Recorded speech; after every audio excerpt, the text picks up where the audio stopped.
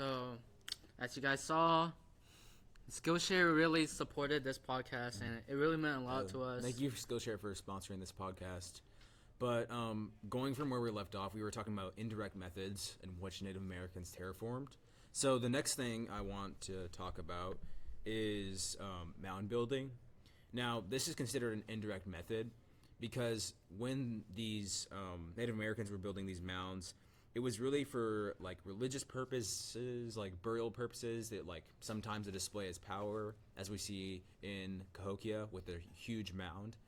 So, but the way that these mounds, of course, they are moving a lot of earth, and you can actually see in some sites that there's like still remnants of mounds, but that didn't really disturb the kind of environment and the landscape that much.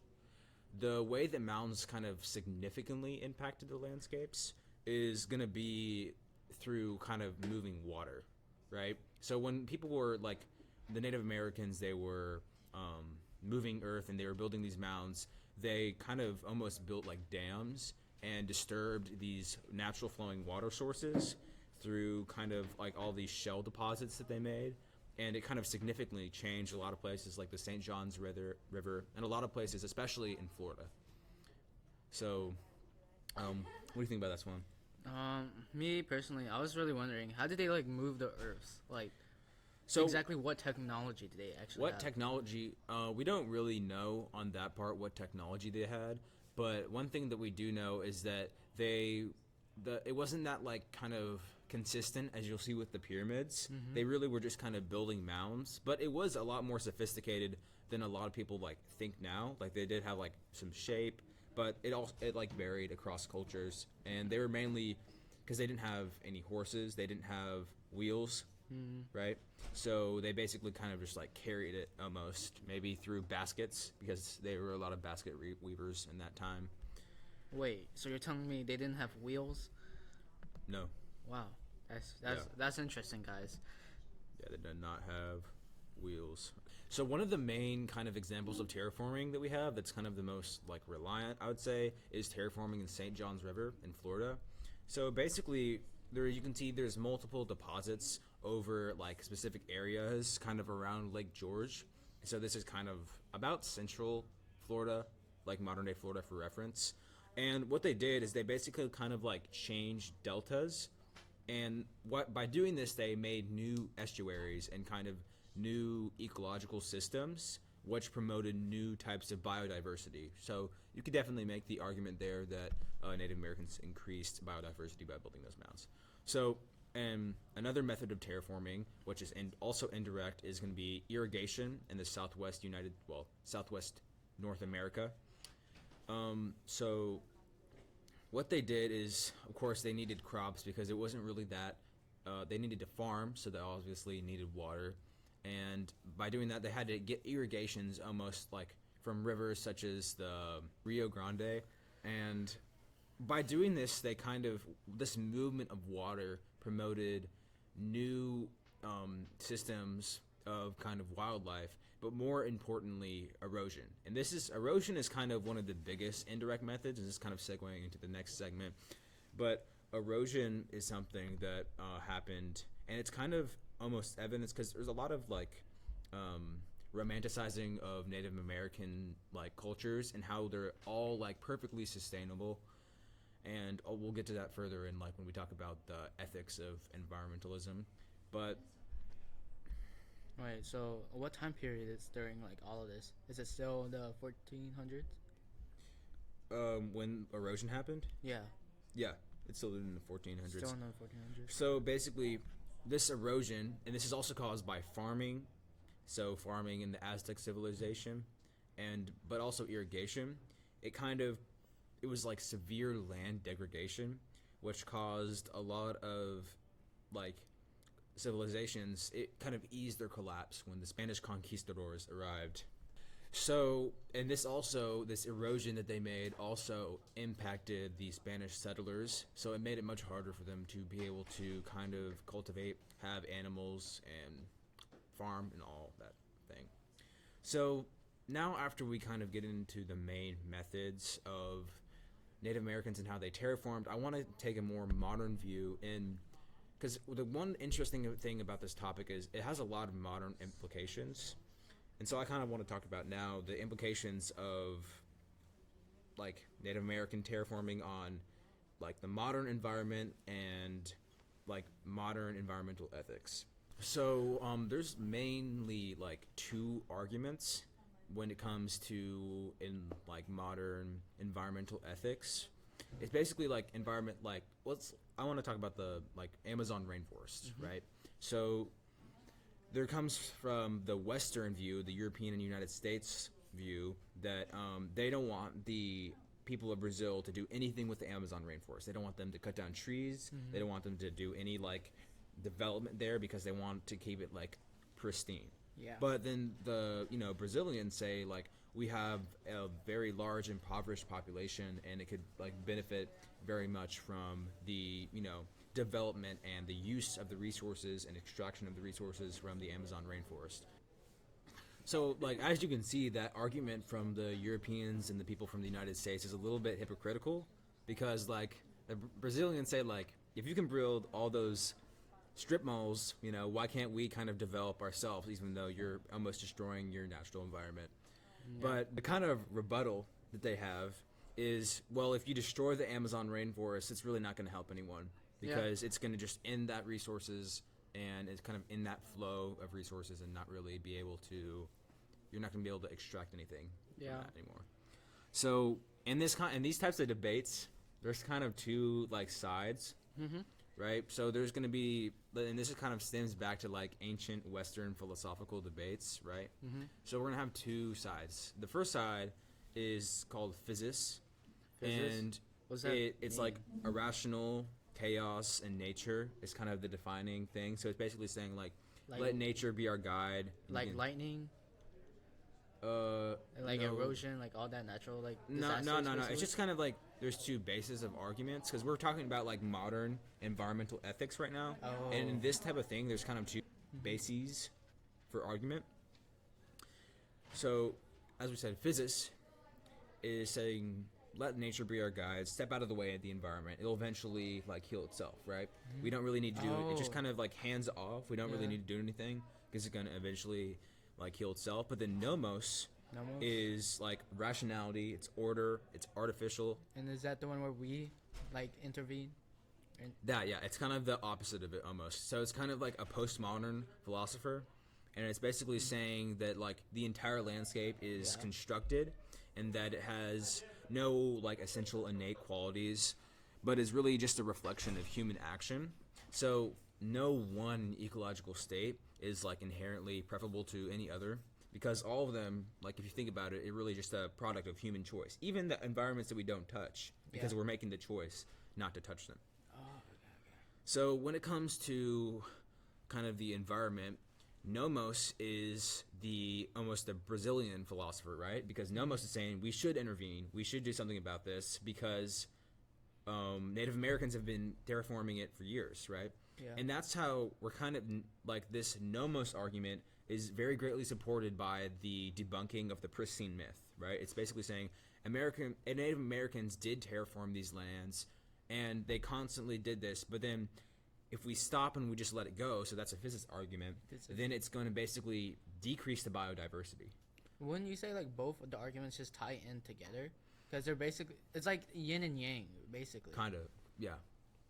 So just because of what Denevan published in 1991, his argument on the, debunking the Pristine myth, we have more support for the nomos, but there's kind of like a buzzword in this type of arguments.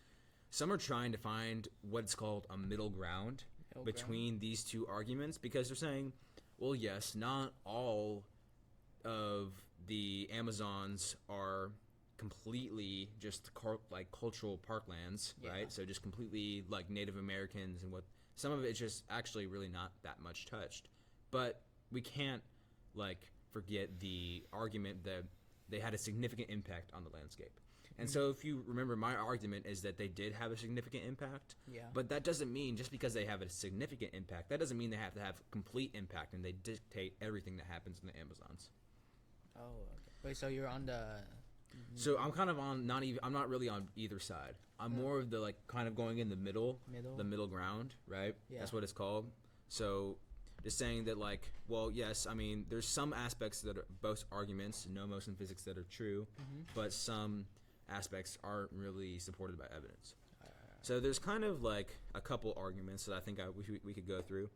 So it's saying, the first argument is, are pristine forests and cultural parklands mutually exclusive? So can a pristine forest and a cultural parkland, and what I mean by pristine forest is like the physics side, right? It's untouched, like Garden Eden, what we were talking about with the conquistadors, what they thought about the Native American lands.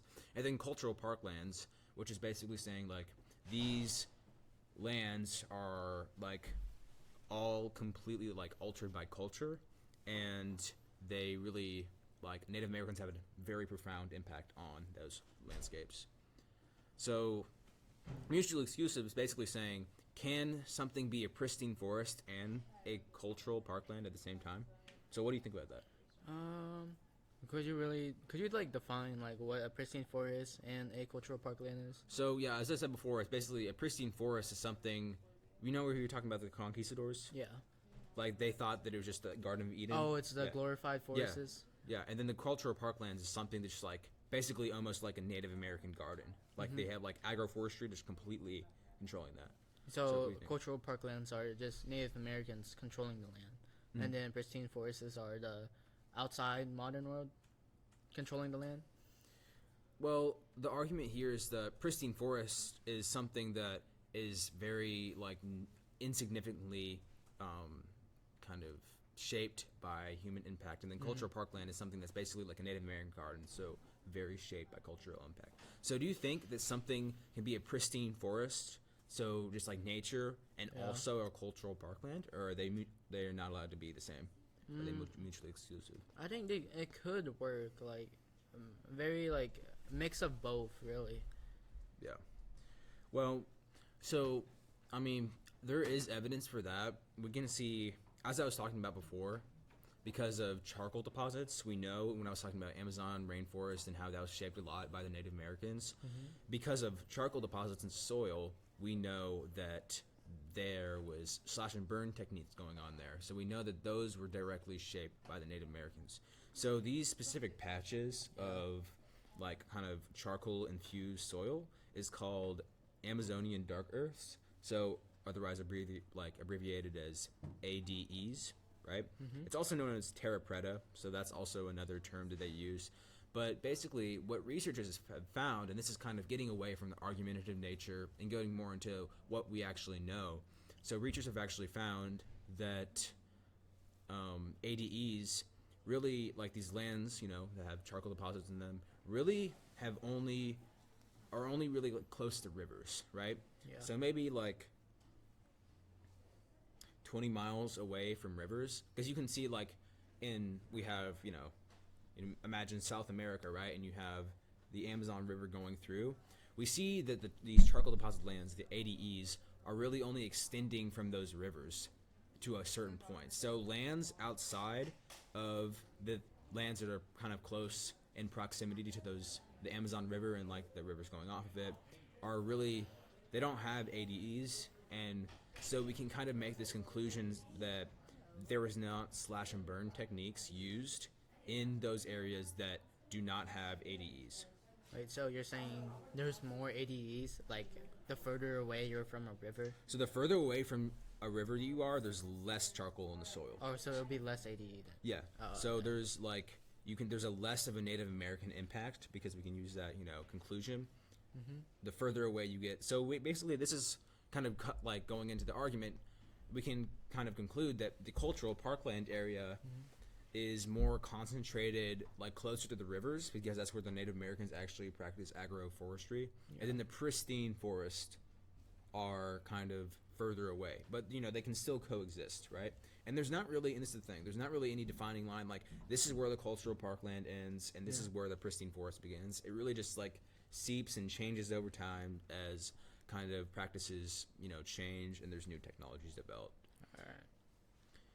So let's get into the next question. Does the aggregated distribution of some plants always indicate enrichment planning? So, as I was talking about with agroforestry, right? Yeah. Some Native Americans would produce, like, almost, you can kind of think of it like, well, they weren't really selling it, but kind of like crops, right? That for like almost like cash crops, but like they kind of had a local monodominance of like certain like economically important plants. So some examples of these are the Brazil nut trees and palms, right? Palm trees.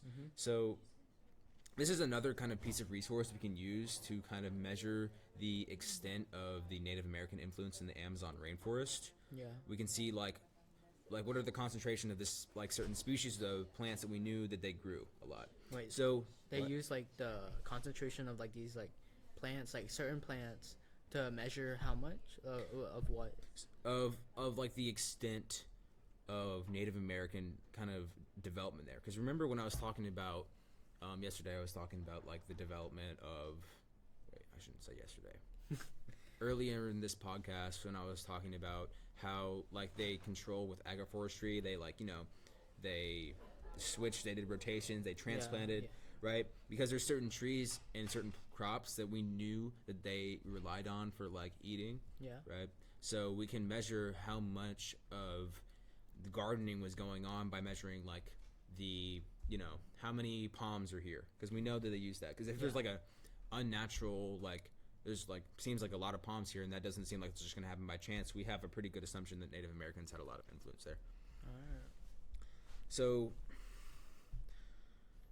a lot of things, like a lot of cluster, and this is kind of where it gets a little bit complex, but a lot of these again it's the same association where you're going to only see these kind of weird disturbances of palm trees and Brazilian nut trees near rivers, so you're not going to really see it farther away. But I mean, we can't necessarily, this is the kind of where it gets a little bit like argumentative, we can't necessarily kind of gauge the pre-Columbian human influence in the way that we're going to like assume that clusters of like Brazil nut trees are going to have like an explanation that's based off of Native Americans, because it could be something else. It could always be something else. So it could be modern farmers planting those. It could be just like specific clusters where they're more like it's more biologically favorable for them to develop there. Yeah. So that kind of resource is a little bit shaky, but it does provide us some evidence. And going back to the like overall argument, right, that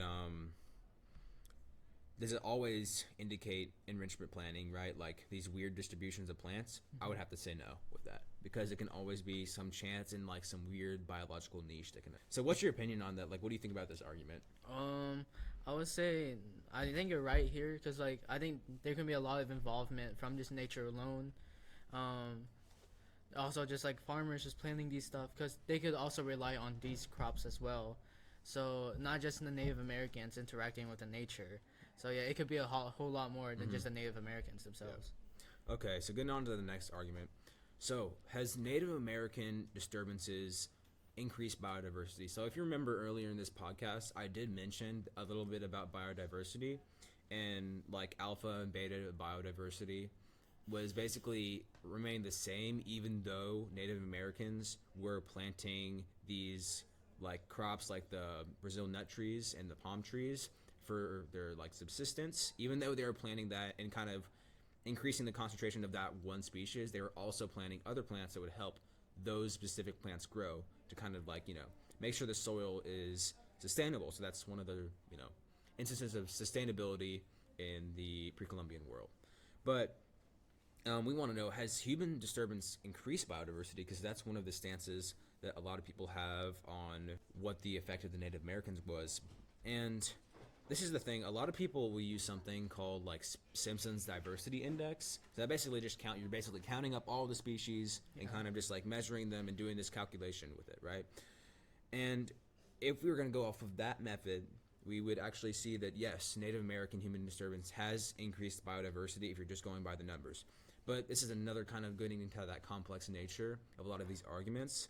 And basically, if we kind of gauge like overall biodiversity on these like simplistic methods, it can often not show the entire picture. So for example, there can be like increases in a specific, like, increases in species diversity and species richness, but that can also be, like, followed by a crash.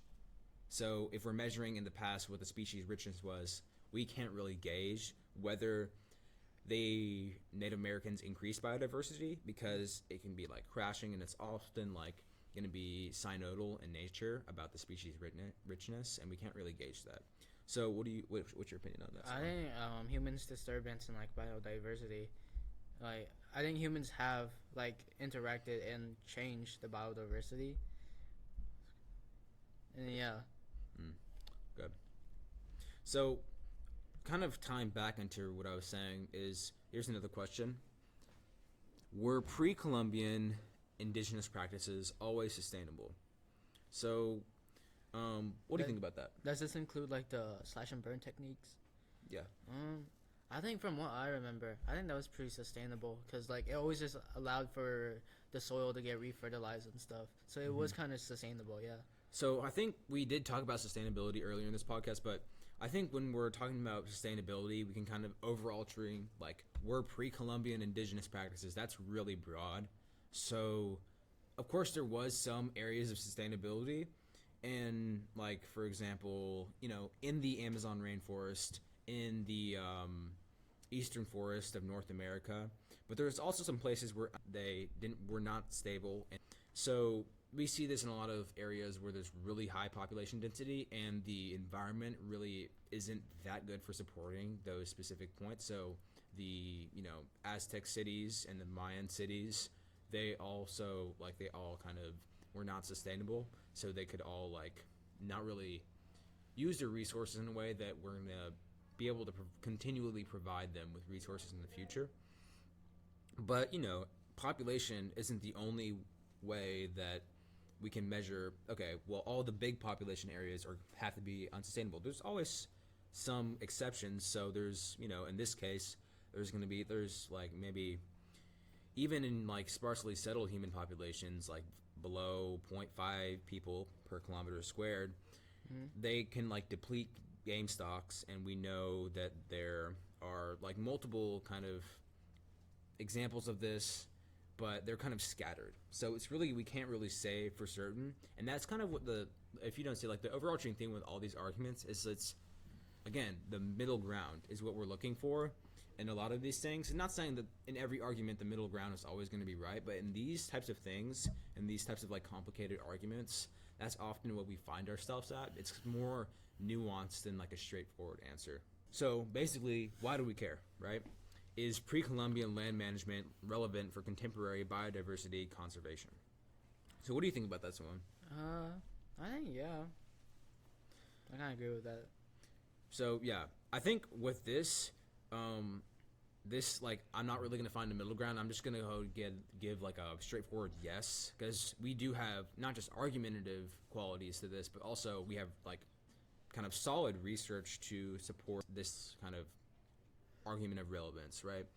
We have like studies that provide, you know, pretty limited information, but still useful about how, you know, the resilience of forests are going to be impacted by humans and Native Americans in the past. And knowing how the like environment adapted and responded to human disturbances in the pre-Columbian era can help us understand how are things like mining, bulldozing, a lot of the stuff that we do now to the environment going to affect it in the long run. Because we know, you know, we want to have some like, it's just like kind of like the cigarettes and vaping, right? We know the effects of cigarettes because they've been around for a long time, but vaping, not so much. Yeah. So we kind of, you know, the Native Americans and their practices, now we know they actually had a significant impact on the environment, and they're really doing a lot of stuff to change the environment and shape it. So we can use the information from then, seeing, well, how did they shape it, and how did this actually affect it in the long run, because we have a lot of history to support that. Yeah. So do you think that that's pretty like relevant to this? Oh yeah, definitely. So this is kind of something pretty interesting. This is kind of overarching, right? So we have we used to have two alternative hypotheses that, like, because we really have observed an overall like increase in above ground biomass and turnover in the Amazon rainforest, which would seem kind of weird, right? Because you see like a lot of stuff like everything's going down, everything's getting worse, everything's like, you know, going really badly. Y2K. Yeah. So we kind of have two alternative hypotheses, as I said. Either global environmental change, such as CO2 fertilization or nutrient deposition, may, you know, be accelerating the rate at which tropical trees are growing, or, this is pretty interesting, tropical forests may be simply like recovering from the past and the disturbance events from then. So that's actually, I'm going to be more kind of aligning with the latter argument, just because this whole podcast has basically been about the Native Americans' effects and how they kind of really shaped the environment. And it's kind of interesting to think that like something kind of so far in the past could be like so relevant today, because really these tropical forests are like recovering from their past and their past use. And that's kind of all over the Americas. You see this like, because it's really uncharacteristic, because you think things would be getting worse, but even in like the North America's eastern forests are continually getting more shrubs, you know, getting like less like parklands, which the Native Americans, you know, made. So everything is getting a little bit, it's of course recovering a little bit in little pockets, but overall, if we're going to look at the entire world, yeah, we're definitely going downhill. Yeah. So going back to the physis and the nomos argument, what's your opinion on that? What's your stance on both of these things? Because I want to do like kind of like overarching on that. Stance on what exactly? Like the nomos and the physis argument. I think your approach to the middle ground was like, because like each one is like a bit too extreme, and yet if you were to choose one side, you could also just correlate it to like, say you chose like physis, then it could also just be nomos too. Like it's just kind of like the same argument, just with two different opposing views. Yeah. Well, I mean, the thing that inspired this podcast for me is this book, really, really great book, 1491 by Charles C. Mann, 2nd edition, New Revelations of the Americas Before Columbus. This book really inspired this podcast, and I would definitely recommend giving it a read. But it's just kind of crazy to think that all these things we think is just like the natural world and just like, you know, Mother Nature are just actually Native Americans and their effects, and they really like drastically changed our natural environment. Because I think we're taught in like elementary school, like Native Americans really didn't do just much. They like lived in like huts, which really isn't true. They had like really complex organizations and really complex governments and civilizations that were like, in some aspects, like such as astronomy and the Mayan Empire, was much more sophisticated than anywhere else really in the world. So I think, you know, we can give a lot more credit to Native American civilizations, and even now in like, you know, contemporary manners, really kind of give credit, because they like inarguably like altered the entire landscape and world. All right, guys. So that was me and my experience with Asa Ashley over here. And you know what to do. Since the podcast is ending, I want you to hit that like and subscribe button. In fact, I want you to smash it. Smash it just for me. Smash it for Asa and his contribution to this podcast. Like, it's kind of crazy, actually. So, anyways, I think that we're going to have to wrap it up from here. Hey, and big shout out to Graham, our producer. Here, get Graham in the... Get him in here. Yeah. Big shout out to Graham. He did all this microphone is as a result of Graham. He got us over, and he really did all the filming and camera work. So really big shout out to Graham. Thank you. Also shout out to David for offering us to use our camera and then not realizing